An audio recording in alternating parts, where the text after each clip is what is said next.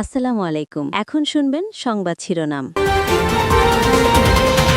সংসদে আজ পাশ হচ্ছে 2026-27 অর্থ বছরের বাজেট। বিতর্কের পর কালো টাকা সাদা করার বিধান বাতিল, চলছে ছাঁটাই প্রস্তাব নিয়ে আলোচনা। চট্টগ্রামে ওয়াসিম হত্যায় হাসান মাহমুদ নওফেল সহ 22 জনের বিরুদ্ধে বিচার শুরুর আদেশ। কুষ্টিয়ায় 6 জনকে হত্যার ঘটনায় সাবেক তথ্যমন্ত্রী ইনুর মামলার রায় আজ। ব্যবসায়িক লেনদেনে কাল থেকে বাধ্যতামূলক হচ্ছে বাংলা কিউআর কোড। নগদ টাকার ব্যবহার কমাতে এই উদ্যোগ, ডিজিটাল ডিভাইস সহজলভ্য করার তাগিদ।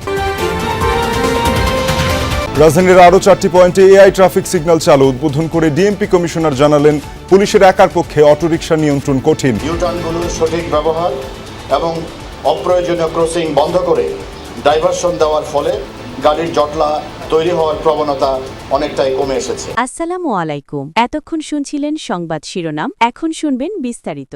আজ সংসদে অনুমোদন হবে 2026-27 অর্থ বছরের বাজেট। বহাল থাকছে 9,38,000 কোটি টাকার প্রস্তাবিত আকার। তবে প্রধানমন্ত্রীর সুপারিশের পর 2 বছরের জন্য করমুক্ত আয়সীমা হচ্ছে 4 লাখ টাকা। করের আওতার বাইরে থাকছেন কাঁচাবাজারের ক্ষুদ্র ব্যবসায়ী এবং মুদি দোকানদাররা। 11 জুন অর্থমন্ত্রী আমির খসরু মাহমুদ চৌধুরী বাজেট প্রস্তাব উত্থাপনের পর 18 দিন এর নানা দিক নিয়ে আলোচনা হলো। গত সোমবার অনুমোদনের পেয়েছে নতুন অর্থ বছরের অর্থ বিল। সেখানে পুঁজিবাজারের শুল্ক কাঠামোতে পরিবর্তন আনা হয়েছে বড় রকমের। কর ছাড় দেয়া হয়েছে কোম্পানি লেনদেনে। ফ্ল্যাট ও প্লট কেনার ক্ষেত্রে কালো টাকা সাদা করার বিধান নিয়ে বিতর্ক তৈরি হওয়ায় এই সিদ্ধান্ত বাতিলের পরামর্শ দেন প্রধানমন্ত্রী। একই সঙ্গে বন্টননামা রেজিস্ট্রেশনে লাগবে না টিআইএন। আজ সংসদে সুনির্দিষ্টকরণ প্রস্তাব অনুমোদনের মাধ্যমে পাশ হবে বাজেট। এখন চলছে ছাঁটাই প্রস্তাব নিয়ে আলোচনা। অংশ নিচ্ছেন সংসদ সদস্য ও অর্থমন্ত্রী। আগামীকাল থেকে কার্যকর হবে নতুন এই বাজেট। এই সরকারের যে কোনো এক্সপেন্ডিচারের পেছনে ভ্যালু ফর মানি হচ্ছে প্রাইমারি একটা ক্রাইটেরিয়া। এছাড়া সরকারের নির্বাচন ইশতেহারের সাথে মিল রেখে সরকারি ব্যয় ও প্রকল্প ব্যয়ের পারফরমেন্স অডিট বাস্তবায়নের মাধ্যমে সরকারি ব্যয়ের জবাবদিহিতা বৃদ্ধি করার জন্য এই বাজেট প্রদান করা হয়েছে। জুলাই আন্দোলনে কুষ্টিয়াতে ইউসুফ শেখ, উসামা, সুরুজ আলী, বাবু সহ 6 জনকে হত্যায় মানবতাবিরোধী অপরাধে জাসদ নেতা হাসানুল হক ইনুর মামলার রায় আজ। গণভবনে শেখ হাসিনার সাথে বৈঠক করে হত্যাকাণ্ডে সহযোগিতা, উস্কানি সহ 8টি অভিযোগ রয়েছে তার বিরুদ্ধে। আন্তর্জাতিক অপরাধ ট্রাইব্যুনাল 2 এই রায় ঘোষণা করবেন। ট্রাইব্যুনালে হাজির করা হয়েছে হাসানুল হক ইনুকে। জুলাই আন্দোলনে ছাত্র জনতাকে হত্যায় মানবতাবিরোধী অপরাধের অভিযোগে হাসানুল হক ইনুর বিরুদ্ধে 2025 সালের মার্চে তদন্ত শুরু হয়। একই বছর 25 সেপ্টেম্বর দাখিল করা হয় তদন্ত প্রতিবেদন। পরে 30 নভেম্বর তার বিরুদ্ধে অভিযোগ গঠন করে বিচার শুরু করা হয়। বিচার চলাকালে এ মামলায় শহীদ পরিবার, প্রত্যক্ষদর্শী ও তদন্তকারী কর্মকর্তা সহ 10 জন সাক্ষ্য দেন। গত 13 মে শেষ হয় এ মামলার বিচার কার্যক্রম। প্রসিকিউশনের পক্ষ থেকে হাসানুল হক ইনুর সর্বোচ্চ শাস্তি চেয়েছেন, তবে তার আইনজীবী খালাস চেয়েছেন অভিযোগ থেকে। এদিকে জুলাই গণঅভ্যুত্থানে চট্টগ্রামে ওয়াসিম সহ 6 জনকে হত্যার ঘটনায় মানবতাবিরোধী অপরাধের মামলায় সাবেক পররাষ্ট্রমন্ত্রী ডক্টর হাসান মাহমুদ, সাবেক মন্ত্রী নওফেল সহ এবিএম ফজলে করিম চৌধুরী সহ 22 জনের বিরুদ্ধে অভিযোগ গঠন করে বিচার শুরুর আদেশ দিয়েছেন ট্রাইব্যুনাল। এ নিয়ে বিস্তারিত জানাতে যোগ দিচ্ছেন সহকর্মী হাসানুল হক ইনুর। মামলার রায় ঘোষণা কখন শুরু হবে? চট্টগ্রামে ওয়াসিম হত্যা মামলার বিচার শুরুর বিষয়ে বিস্তারিত জানাবে। 1:30 মিনিটে হাসানুল হক ইনুর বিরুদ্ধে যে মামলার রায় ঘোষণা হবে সেটির আনুষ্ঠানিক যে কার্যক্রম সেটি শুরু হবে, যা সরাসরি ভিটিভির মাধ্যমে সম্প্রচার হবে।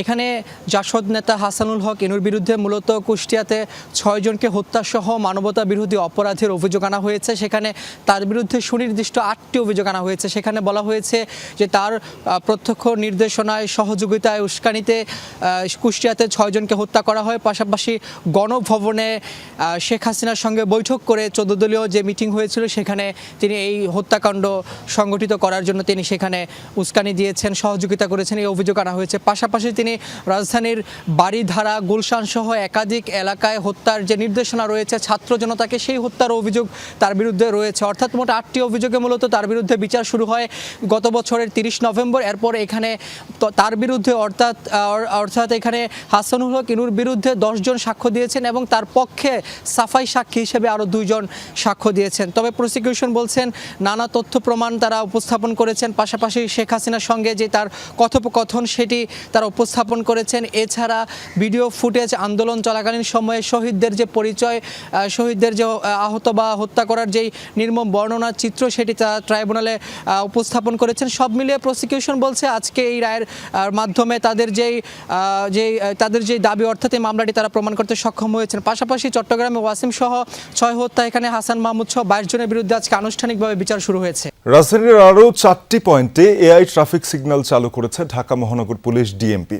এ নিয়ে 19টি গুরুত্বপূর্ণ ইন্টারসেকশনে চালু হলো এআই ট্রাফিক সিগন্যাল। সকালে জিয়াউদ্দিন লেক রোডে এআই ক্যামেরা ভিত্তিক ট্রাফিক মনিটরিং কার্যক্রমের উদ্বোধন করেন ডিএমপি কমিশনার মোসলেউদ্দিন আহমদ। তিনি জানান, এ পর্যন্ত এআই ক্যামেরার মাধ্যমে 1,500 মামলা করা হয়েছে। এ সময় সাংবাদিকদের প্রশ্নের জবাবে তিনি বলেন, রাজধানীতে অটোরিকশার নিয়ন্ত্রণ শুধু পুলিশের একার পক্ষে সম্ভব নয়। সংশ্লিষ্ট মন্ত্রণালয় ও পুলিশের সমন্বিত উদ্যোগে অটোরিকশা নিয়ন্ত্রণে কার্যকর ব্যবস্থা নেওয়া হচ্ছে বলেও জানিয়েছেন তিনি। আরও জানান, এআই ক্যামেরার নজরদারির ফলে চালকদের মধ্যে ট্রাফিক আইন মেনে চলার প্রবণতা বেড়েছে এবং সড়কে শৃঙ্খলা ও যানজট কমে এসেছে। ব্যবসায়িক লেনদেনে বাধ্যতামূলক হচ্ছে বাংলা কিউআর।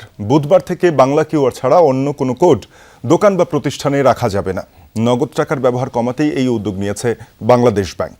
এক কিউআর কোডেই সব ধরনের গ্রাহক মূল্য পরিশোধ করতে পারবেন। তাই লেনদেনে প্রভাব পড়বে না, উল্টো অনেক ক্ষেত্রেই বাড়তি সুবিধা পাবেন ব্যবসায়ীরা। ইতিবাচক হিসেবে দেখছেন ব্যাংকার ও বিশ্লেষকরা। তবে সফলতা পেতে উদ্যোক্তা পর্যায়ে সচেতনতা বাড়ানোর পাশাপাশি সহজলভ্য করতে হবে ডিজিটাল ডিভাইস। ডিজিটাল লেনদেন বাড়লেও প্রতিদিনের কেনাকাটাই এখনও নগদ টাকার উপরে নির্ভর করেন অনেকেই। এতে খুচরা টাকার সংকট, ছেঁড়াফাটা নোট আর টাকা ফেরত নিয়ে বিপাকে পড়তে হয়। আবার ব্যাংক এবং এমএফএস প্রতিষ্ঠানের ভিন্ন ভিন্ন কিউআর কোডের কারণে ডিজিটাল পেমেন্টেও বিড়ম্বনায় পড়তে হয় গ্রাহকদের।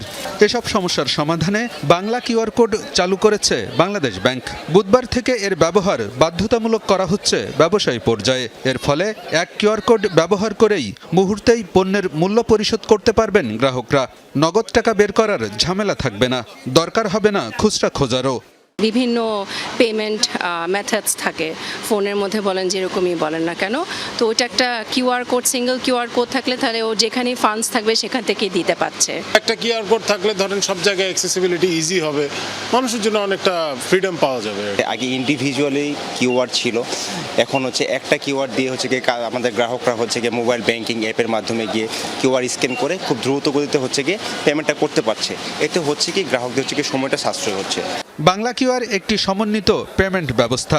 এর মাধ্যমে ব্যাংক, মোবাইল ব্যাংকিং সহ অনুমোদিত সব পেমেন্ট সেবার গ্রাহকরা মূল্য পরিশোধ করতে পারবেন। নগদ টাকার লেনদেন কমিয়ে আনতে বিভিন্ন মন্ত্রণালয় এবং প্রতিষ্ঠানের সাথে সমন্বয় করে কাজ করছে বাংলাদেশ ব্যাংক। যত মার্চেন্ট অনবোর্ড করা হয়েছে কিউআর পেমেন্টের জন্য, তাদের কাছে শুধুমাত্র বাংলা কিউআর থাকবে। তাদের ব্যবসায়িক কোনো ক্ষতি হবে না। এমএফএসদের কোনো আশঙ্কিত হওয়ার কোনো কারণ নেই যে তাদের ব্যবসাকে কমে যাচ্ছে কিনা। তাদের ব্যবসা কমবে না, কিন্তু কমফোর্ট সৃষ্টি হবে গ্রাহকদের ক্ষেত্রে যে কোনো গ্রাহকই ক্যাশবিহীন একটা ট্রানজ্যাকশন করার সুযোগ থাকবে।